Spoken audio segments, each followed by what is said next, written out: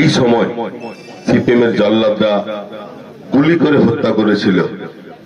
আজকের এই সভায় উপস্থিত আছেন আমাদের রাজ্য তৃণমূল কংগ্রেসের সাধারণ সম্পাদক মুখপাত্র সত্য কুণালদা আছেন আমাদের জেলা তৃণমূল কংগ্রেসের সভাপতি অসিত ব্যানার্জি আছেন, আমাদের আইনজীবী আমাদের জেলা চেয়ারম্যান চিত্তদা আছেন।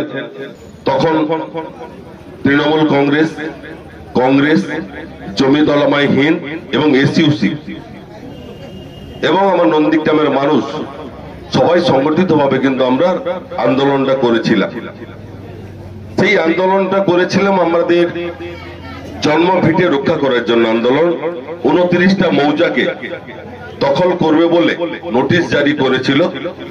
তাই আমাদের ভুতা মোড়ে 3রা জানুয়ারি আমরা যে ঐতিহাসিক আরেকটা বিষয় দাদা, ঠিক এখান থেকে 100 মিটার দূরে যে শহীদ মিনার, সেখানে শুভেন্দু অধিকারী প্রথমভাবে শুভেন্দু অধিকারীদের কোনো অধিকার নেই করার, কারণ যারা অরিজিনালি হারমাদ, যারা গণহত্যা, জমি দখল, গণধর্ষণ, অত্যাচার যারা করেছিল, তো তারাই তো আজ শুভেন্দুর সঙ্গে বিজেপিতে গিয়ে তারা মালা দিতে যাচ্ছে। ওটা তো কলঙ্কিত করছে, আন্দোলনকে কলঙ্কিত করছে, শহীদদের আত্মাকে অসম্মান করছে।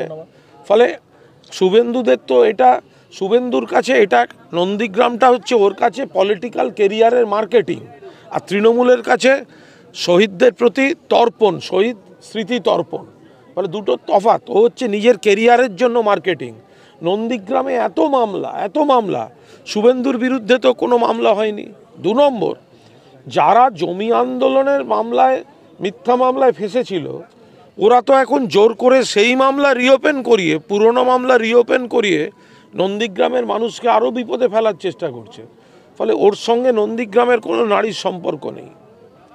দাদা আরেকটা বিষয়, সেটা হচ্ছে আপনি এখানে মঞ্চ